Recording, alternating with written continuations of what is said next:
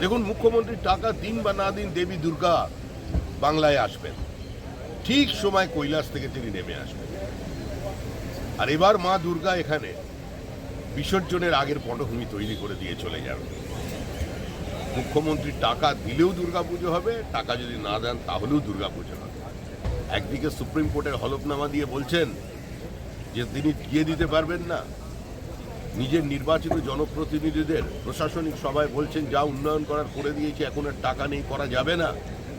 কিন্তু 200 কোটি টাকা খরচা করে মানুষের দেহ করের টাকা নিয়ে জগন্নাথ দেবের মন্দিরও তৈরি হচ্ছে, আর দুর্গাপুজোয় এ ধরনের হরির লুট চলেছে। যে টাকা কার টাকা? মানুষের টাকা, মানুষের কষ্টার্জিত টাকা, যে টাকা তারা প্রত্যক্ষ বা পরোক্ষ করের মধ্যে দিয়ে রাজ্যের কোষাগারে জমা করেছে, সেই টাকা।